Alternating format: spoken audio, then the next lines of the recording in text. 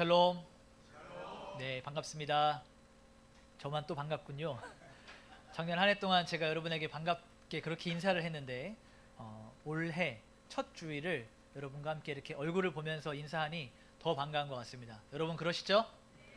옆 사람에게도 한번 이렇게 인사할까요? 새해 복 많이 받으세요.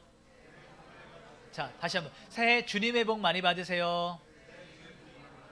네, 저도 앞에서 여러분을 보면서 여러분이 예수 그리스도의 복으로 충만한 그런 풍성한 한 해 되시기를 소망합니다.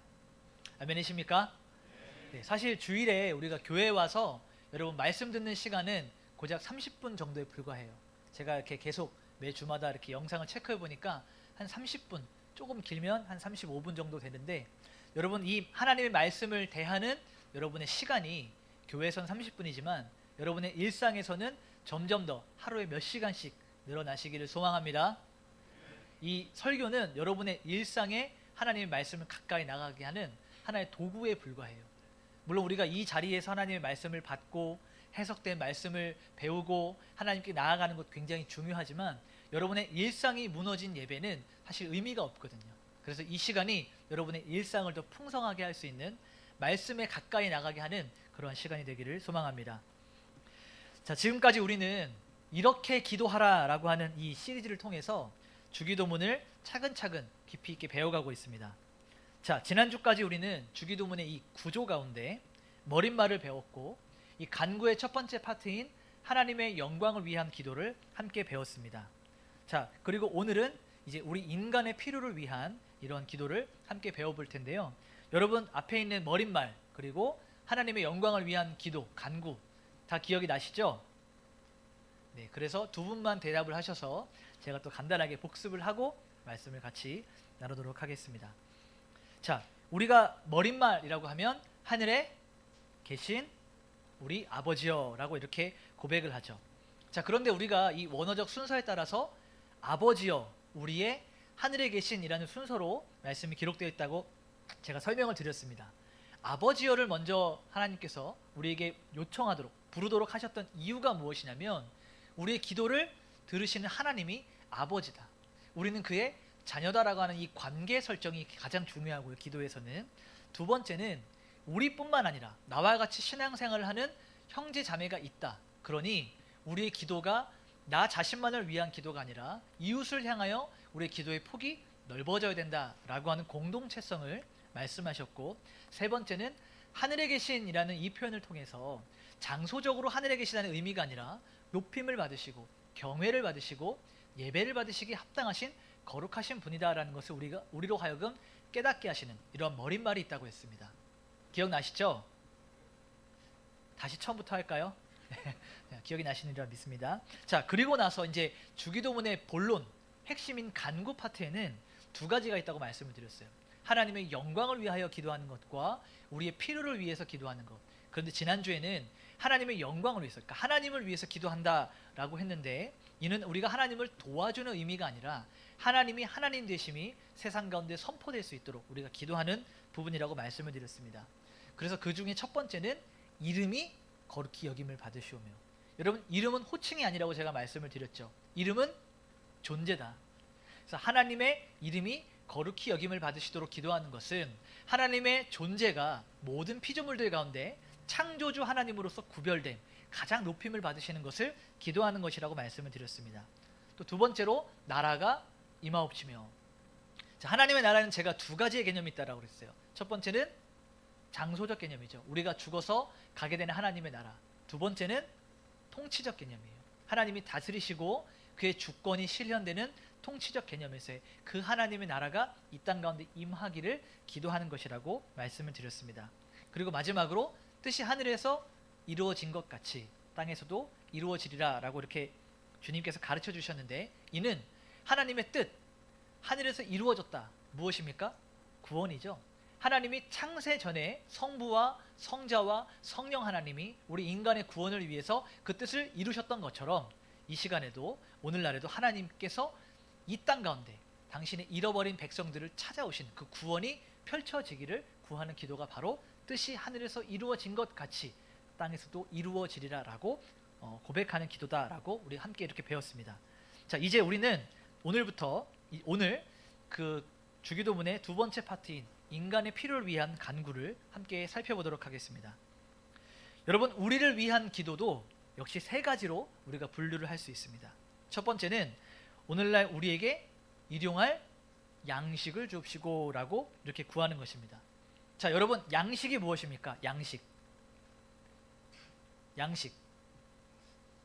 어떤 분들은 또 양식하니까 또 나는 중식이 좋은데, 나는 일식이 좋은데, 요새 또 넷플릭스의 흑백 요리사가 엄청 유행하다 보니까 한국 사람들이 또 음식에 많은 관심을 가져서 나는 중식이야, 양식이야.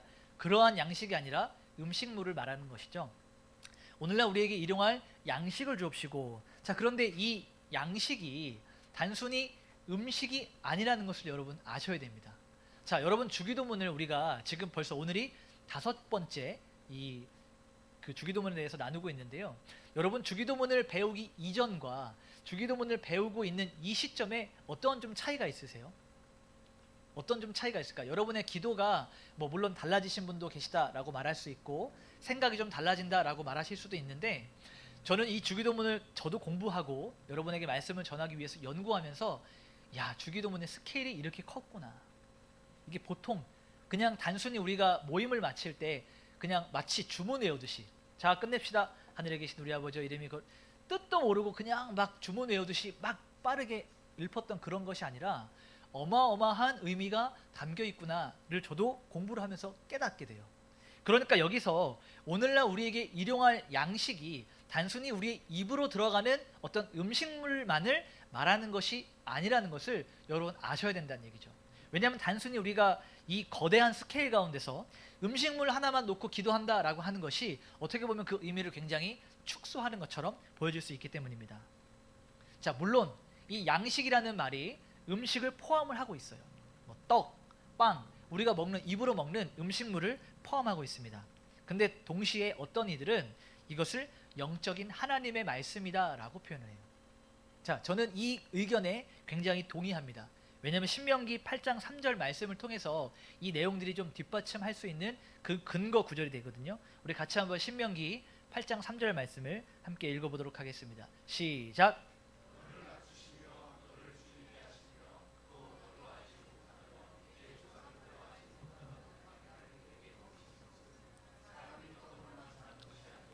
여호와 입에서 나오는 모든 말씀으로 사는 줄을 내게 알게 하려 하심이라. 아멘. 자, 이 말씀은 신명기 8장에 있지만 예수님께서 마태복음 4장에 이 광야에서 사단에게 시험을 받으시면서 돌들을 떡으로 만들어 먹어봐라 라고 바꿀 때 주님께서 이 말씀 구절을 인용하셨어요. 사람이 떡으로만 살 것이 아니요 하나님의 입에서 나오는 모든 말씀으로 살 것이다. 하나님의 말씀, 영적인 생명의 양식을 말씀하셨던 것을 우리는 기억할 것입니다. 그러니까 무엇을 말하고 있는 것이냐면 우리 인생이 우리의 삶이 유지되기 위해서, 서스테인 되기 위해서는 단순히 입으로 집어넣는 어떠한 음식물만으로는 우리 인생이 해결되지 않는다는 거예요. 동의하십니까? 우리가 먹고 마시는 것만 해결되면 여러분 인생이 끝입니까? 끝이 아닙니까? 그렇지 않죠. 그러니까 성경도 마찬가지로 주님께서도 우리가 오늘날 우리에게 일용할 양식을 위하여 기도하라 라고 하는 것은 단순히 우리의 입으로 들어가는 음식물을 위해서 기도하라는 것이 아니라 이것을 포함한 더 확장적이고 더 넓은 의미를 전달하고 있는 것입니다. 여러분, 위대한 종교개혁자 마틴 루터라는 사람이 있어요. 여러분 잘 아시리라고 생각합니다. 마틴 루터는 이 부분을 해설하면서 양식을 어떻게 해석하냐면 단순히 입으로 들어가는 음식뿐만 아니라 건강한 신체, 좋은 날씨, 가정, 아내, 남편, 좋은 정부, 평화 등등의 모든 것들을 포함해서 이야기하고 있어요. 그러니까 우리 인간이 살아가면서 필요한 모든 제반사항, 환경과 상황과 모든 것들을 포함해서 오늘의 일용할 양식 안으로 그 의미를 담아 놓았다는 것입니다.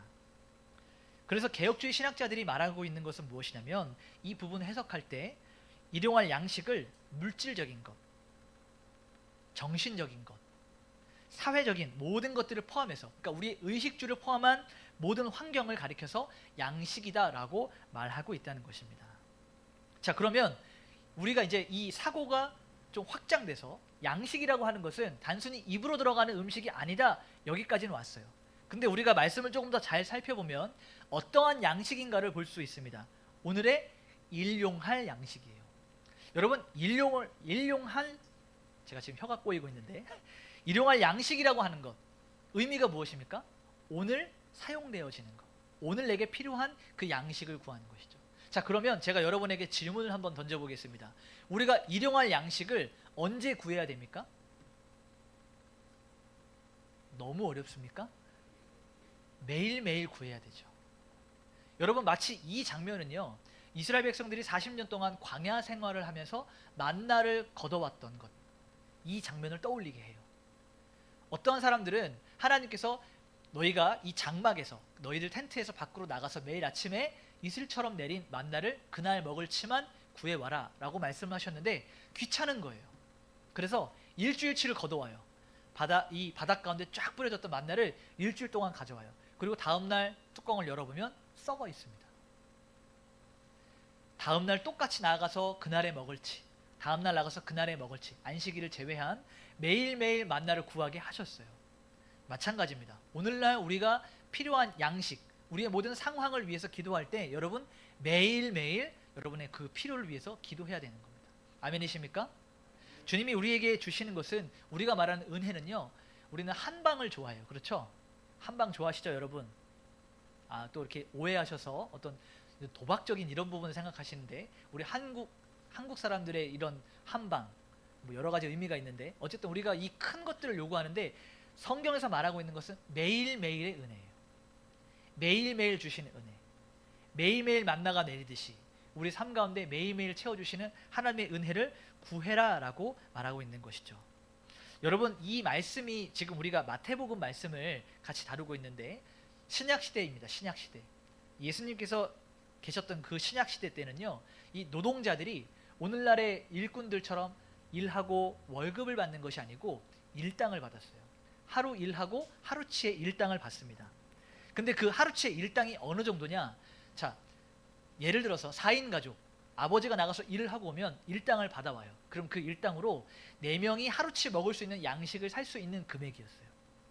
다시 말하면 이 노동자들에게 하루의 일당은 그 가정이 하루를 버틸 수 있는 생존과 직결된 부분입니다. 그러니까 자연재해나 어떤 특별한 일이 생기거나 어떤 몸이 다치거나 여러 가지 변수의 상황들이 생겨서 이 노동자가 일을 하지 못하면 가족 전체가 하루를 건너뛰어야 되는 아주 심각한 상황을 마주하는 것이죠. 그러니까 매일매일의 필요를 위해서 기도하는 것, 이 마치 노동자, 하루 일하고 하루를 벌어서 가족을 책임져야 되는 이 노동자의 심정으로 우리가 바라봐야 된다는 거예요. 하나님께서 우리를 매일매일 돌봐주시지 아니하시면 우리가 내일을 버틸 수 없는 것처럼 그러한 마음으로 기도하라라는 것이 바로 그 의미입니다. 그래서 여러분이 이 주기도문을 다시 한번 또 읽고 기도하고 공부하실 때는 일용할 양식을 위해서 하는 이 기도가 어떠한 의미인지, 그리고 언제 이런 기도를 해야 되는지를 가슴 깊이 새겨서, 이것이 주님께서 우리에게 가르쳐 주신 우리 인간의 필요를 위한 첫 번째 기도가 바로 일용할 양식이었다라는 사실을 기억하시기를 소망합니다. 자, 두 번째는 우리의 죄를 사하여 주시기를 바라는 기도예요. 자, 12절을 가만히 들여다보면 어떤 조건이 있는 것처럼 좀 보여지거든요. 우리 12절을 한번 같이 읽어보도록 하겠습니다. 시작.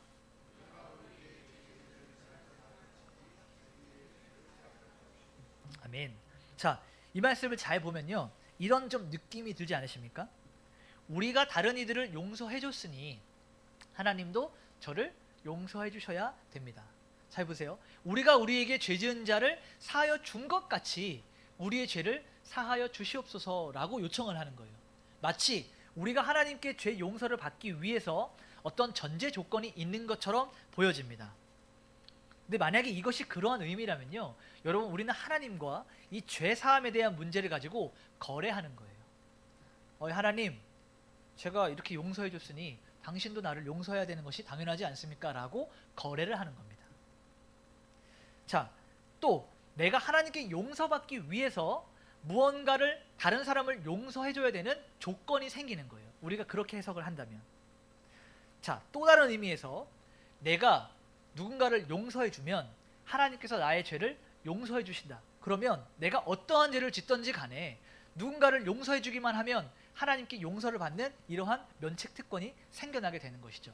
그러므로 이 말씀을 용서받기 위해서 무언가를 행하는 이런 전제 조건으로 해석을 하면 큰 오류가 생기게 됩니다. 자, 조금 더 적나라하게 이야기하면요, 여러분, 우리가 하나님 앞에 지은 죄를 용서받기 위해서 할 수 있는 것은 아무것도 없습니다. 여러분이 누군가를 아무리 많이 도와준다거나 아무리 선행을 하고 세상 가운데서 많은 인정을 받고 높임을 받고 무슨 행위를 한다 할지라도 여러분이 그 지은 죄를 하나님께 용서받기 위해서는 할 수 있는 것이 아무것도 없다는 거예요. 우리가 하나님 앞에 용서받을 수 있는 방법은 단 하나뿐입니다. 예수 그리스도의 보혈의 피. 오늘 우리가 성찬을 통해서 그리스도의 피, 잔을 나누었잖아요. 그리스도의 그 보혈의 피 말고는 우리의 죄를 용서받을 수 있는 길이 없습니다. 그러므로 우리 이 인간의 죄 용서는 인간의 편에 있지 않고 하나님 편에 있다라고 말할 수 있는 것이죠. 자, 그래서 우리는 이 말씀을 해석할 때 내 죄가 하나님께 용서받는 것이 다른 사람을 용서했기 때문에 하나님도 나를 용서하셔야 된다, 그를 벼랑 끝으로 몰아넣는 그런 태도가 아니라는 것을 알아야 되는 거예요. 자, 그러면 이 말씀을 우리는 어떻게 해석할 수 있는가? 이 말씀이 가지고 있는 진짜 의미, 본의, 진의가 무엇이냐? 자, 이것은요, 이러한 의미를 담고 있어요. 하나님께로부터 용서받은 우리가 남을 용서하는 자리에 서야 한다. 우리는 무한한 죄를 용서받았기 때문에 우리 일상 가운데, 우리 삶 가운데 죄 짓는 자들을 용서하는 자리에 서야 한다를 다른 표현으로 나타내고 있는 주님이 우리에게 가르쳐 주신 기도라는 거예요. 여러분, 우리가 여기서 사용되는 이 죄라는 단어가 있어요. 보편적으로 여러분 하말티아라고 하는 단어를 들어보셨을 겁니다. 하말티아는 관역에서 벗어나다라는 의미를 가지고 있어요. 그러니까 여러분 양궁 아시죠? 양궁을 할 때 활을 딱 쏘는데 관역으로 화살이 가지 않고 관역에서 벗어날 때, 이것을 죄의 개념으로 우리 이 성경은 말하고 있거든요. 다시 말하면 우리가 하나님을 향하여 나아가야 되는데 여기서 벗어난 것이 죄예요. 다시요, 우리는 도덕적이고 윤리적인 것들만 죄라고 생각합니다. 남의 물건을 훔치고 누군가에게 해를 끼치고 거짓말하고 누군가를 죽이고, 이런 부분, 도덕적이고 윤리적인 것만을 죄라고 생각하고 살아가는데 성경이 말하고 있는 것은 관역에서 벗어난 것, 그러니까 하나님에게서 벗어난, 하나님을 대적하는 것, 하나님을 떠나 있는 것이 전부 다 죄다라고 말하고 있는 거예요. 그러므로 이 땅에 발을 붙이고 살아가는 많은 사람들이 있는데, 여러분, 우리보다 착하고 선하게 살아가는 사람들이 얼마나 많습니까? 그렇죠?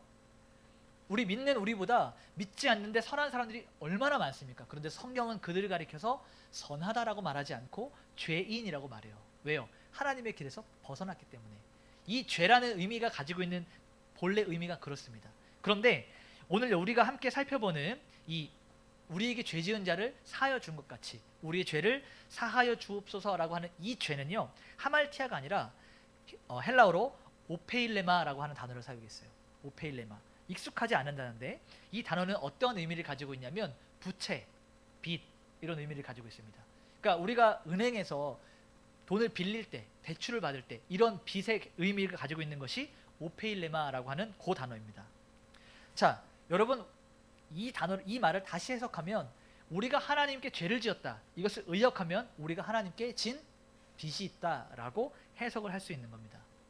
여러분, 빚을 진 경험이 좀 있으세요? 뭐 사업을 준비하다가 우리가 은행에서 대출을 받을 때가 있고, 또 생계를 유지하다가 급하게 또 재정이 필요해서 대출을 받을 때가 있습니다. 혹은 주변의 사람들에게 돈을 빌릴 때가 있죠. 빚을 질 때가 있어요. 그런데 우리가 이렇게 빚을 지면 어떻습니까?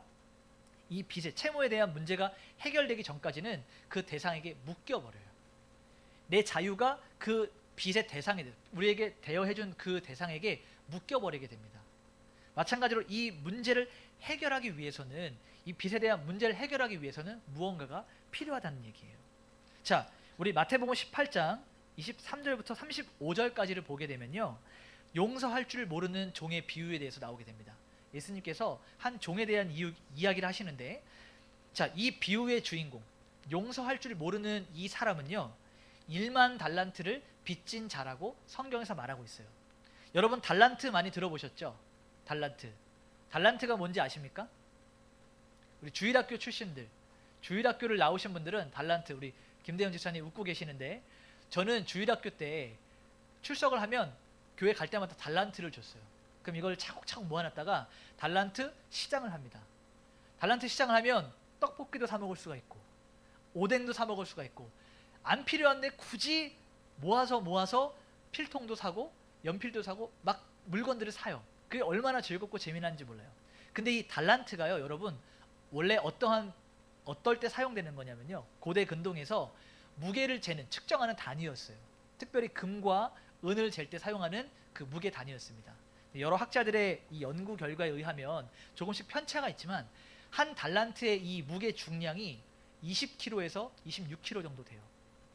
그러니까 여러분, 금 한 달란트라고 하면 어느 정도인지 감이 오세요? 여러분, 금 좋아하시죠? 자, 이 시간에 하나님께 예배하는 시간에 정직해져야 됩니다. 우리 안에 있는 그 가면을 벗고 금 좋아하시죠? 저는 금 싫어하는 사람 한 번도 본 적이 없어요. 금 준다고 하면 저는 필요하지 않았어요. 이런 사람 한 번도 못 봤습니다. 전부 다 금을 좋아해요. 근데 여러분이 금을 우리가 이야기하고 금에 대해서 논할 때 우리 14K냐 18K냐, 우리 남편분들이 아내분들에게 선물하실 때 이거 14K야 18K야 이거 순금이야 아니야 이런 거 따지고 있을 때 성경은 금 한 달란트를 이야기합니다. 금 20kg에서 26kg, 어마어마한 단위이고 어마어마한 금액이죠. 자, 여러분, 아까 제가 노동자를 설명을 드렸는데 한 노동자가 이 당시에 한 노동자가 열심히 일을 해서 일당을 받으면 그것을 한 데나리온이라고 합니다. 한 데나리온. 근데 이 금 한 달란트가 6천 데나리온이에요. 그러니까 산술적으로 계산을 하면 한 노동자가 돈을 한 푼도 쓰지 않고 16년에서 20년 정도를 계속해서 세이브하면 금 한 달란트를 살 수 있습니다. 제가 또 궁금해서 이 금 한 달란트가 오늘날의 시가로 어느 정도 되는가 궁금해서 제가 이걸 찾아봤어요. 그랬더니 금 한 달란트는 70억 6천만 원 정도가 됩니다. 금 한 달란트가요. 자, 그런데 오늘 성경에 이 마태복음 18장에 용서할 줄 모르는 종의 비유에서 이 종이 얼마를 빚졌는지 다시 한번 상기해 보세요. 금 1만 달란트를 빚졌어요. 자, 1만 달란트면요, 오늘날의 시가로 다시 계산을 하면 70조 6천억입니다. 놀라지도 않으세요. 상상할 수 없는 금액이죠. 여러분, 이것을 기업을 운영하시는 분들은 그 어느 정도 감이 좀 오실 텐데, 여러분, 한 개인이 다른 개인에게 70조 6천억을 빚진다는 일이 가능합니까? 이런 단위의 돈은 우리가 본 적도 없고 들은 적도 없고 있는지도 모르겠어요. 그렇죠? 70만 6천 원 하면 그래, 어느 정도 좀 체감이 되는데 70조 6천억이라고 하니까 감이 안 옵니다. 지금 제가 이것을 설명드리는 것은 예수님께서 70조니까 큰 돈이다, 70억은 좀 작은 돈이다, 그 액수를 말하는 것이 아니라 한 개인이 누군가에게 갚을 수 없는 정도의 큰 빚을 졌다를 설명하고 있는 거예요. 근데 지금 여기 이 마태복음 18장의 한 주인공이 주인에게 1만 달란트를 빚졌어요. 그런데 이 주인이 무슨 이유에서인지 갑자기 이 사람을 모든 빚을 탕감해 줬습니다. 70조 6천억이나 되는 이 1만 달란트를 탕감해 줬어요. 자, 우리 말씀을 한번 보도록 하죠. 마태복음 18장 27절 말씀을 같이 한번 읽어보겠습니다. 시작.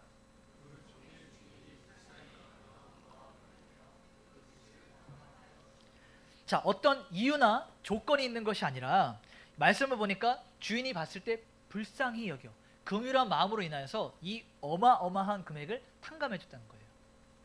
자, 그리고 나서 이 사람이 기쁜 마음으로 집으로 돌아가는 길에 한 사람을 만나는데 자세히 보니까 자기에게 100데나리온 빚진 자였어요. 그러니까 우리가 다시 환산하면 100데나리온은 노동자의 100일치 임금인데 하루를 10만 원으로 계산했을 때 약 1000만 원 정도. 그렇죠? 이렇게 계산을 해볼 수가 있어요. 70조 6천억을 탕감받았던 이 사람이 자기에게 1000만 원 빚진 사람을 참지 못하고 그 분노 때문에 이 사람을 고발하여서 옥에 가두는 일이 생기게 됩니다. 그리고 나서 이 소식이 주인에게 들어가요. 그래서 주인이 그를 다시 불러다가 책망하고, 내가 너를 이렇게 용서해 줬는데 너는 어찌하여 다른 이들을 용서하지 못하느냐라고 혼을 내는 장면이 나오게 됩니다. 우리 마태복음 18장 33절에서 35절을 같이 한번 읽어보도록 하겠습니다. 시작.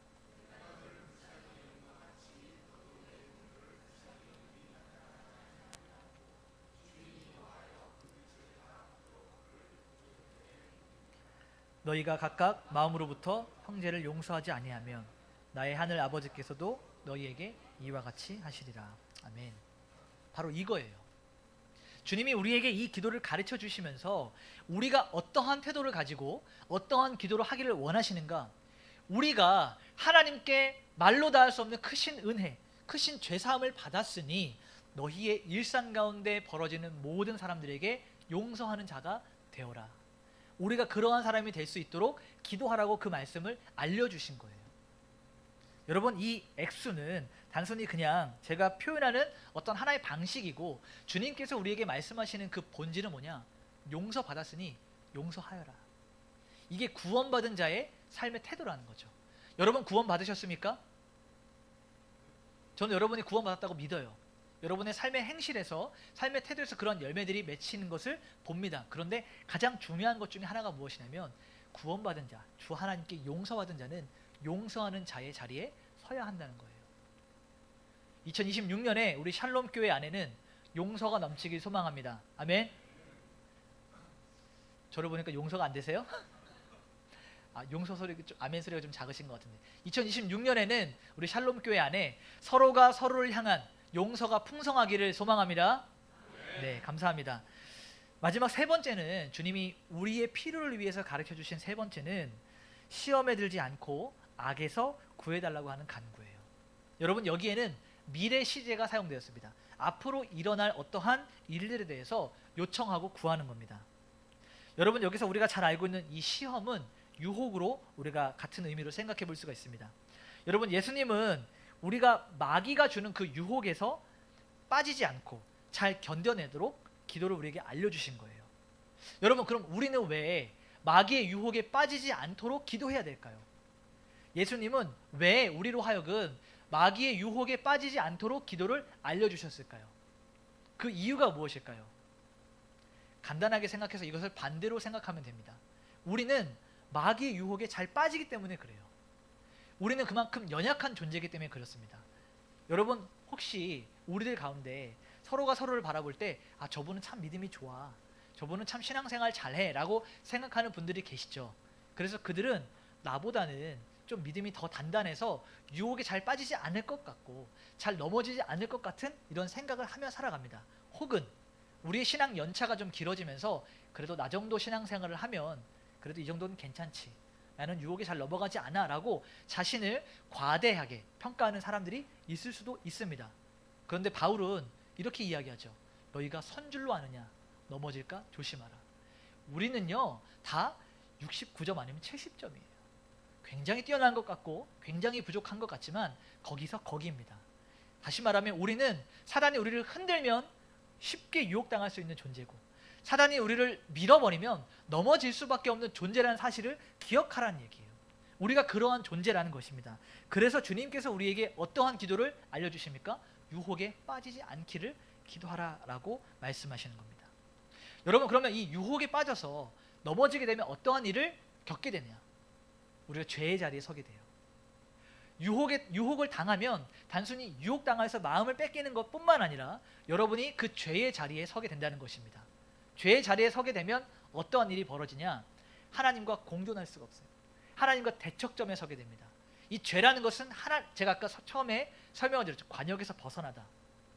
하나님에게서 멀어지는 거예요. 하나님과 단절되는 거예요. 이러한 죄의 자리에 서기 때문에 우리가 유혹당하지 않기를 기도하는 것은 굉장히 중요하다. 그렇기 때문에 주님께서 특별히 한 부분을 할애해서 우리에게 기도를 가르쳐 주실 때 너희가 시험에 들지 않도록 기도하라라고 알려주시는 것이죠.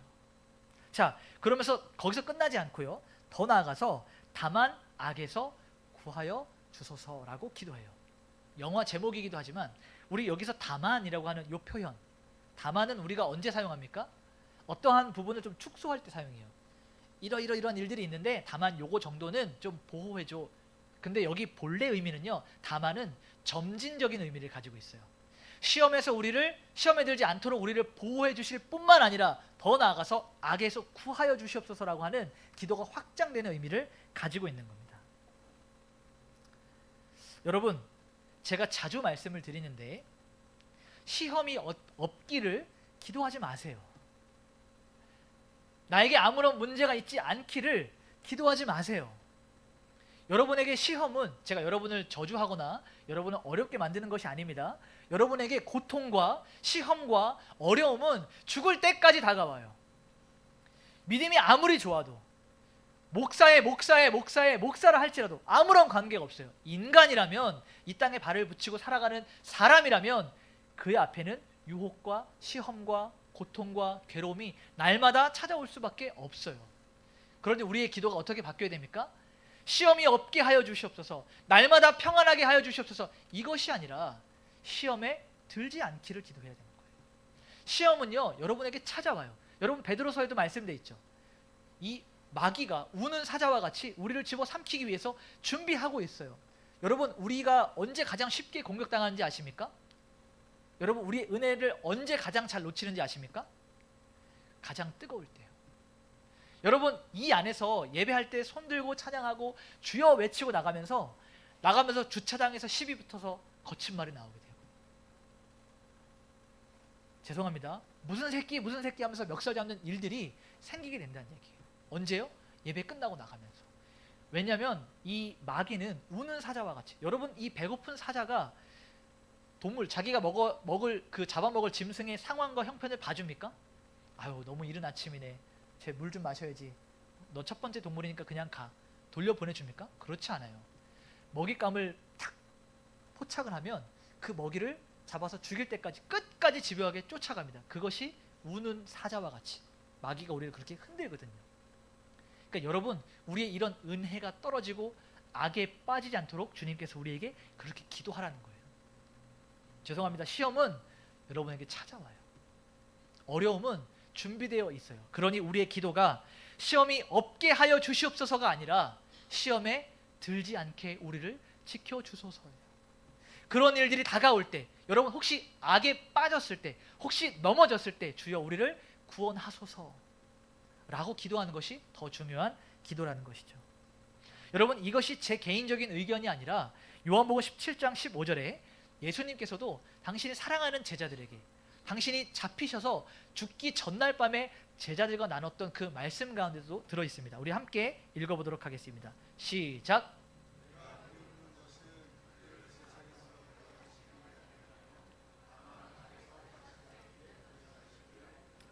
아멘. 자, 예수님께서 마지막 날 제자들에게 같이 이야기를 나누면서 기도했던 거예요. 여러분, 세상에서 데려가다, 그러니까 여러분 어떤 것이 좋은지 보세요. 우리가 지금 빨리 죽지만 하나님 나라에 거하는 것, 이것과 이 땅에서 버티고 살아가는 것, 여러분 어떤 것이 더 좋으세요? 빨리 주님 나라로 가고 싶죠? 이 세상에 얼마나 짐과 괴로움이 많아요. 빨리 하나님 나라 가고 싶은 게 우리 모두의 대동소이한 마음이에요. 근데 주님이 그 제자들, 너무 사랑하는 제자들을 빨리 데려다가 다 죽어서 그냥 하나님 나라로 데려가는 그것을 기도하는 것이 아니라 다만 악에 빠지지 않기를 기도하셨다는 얘기예요. 시험에 들지 않기를 기도하셨다는 얘기예요. 그들에게 시험이 오지 않기를 기도하는 것이 아니라, 그들이 악을 마주하지 않기를 기도하는 것이 아니라, 그들이 악을 마주했을 때 악에 빠지지 않기를 기도하셨다는 그 사실을 기억하셔야 됩니다. 여러분, 우리가 창세기를 이제 매일 성경을 통해서 묵상하고 계시죠? 이제 아담과 하와를 만나게 되는 그런 시점에 다다랐습니다. 여러분, 우리 이 주기도문을 생각하면서 아담과 하와를 보십시오. 뱀의 유혹에 빠진 거예요.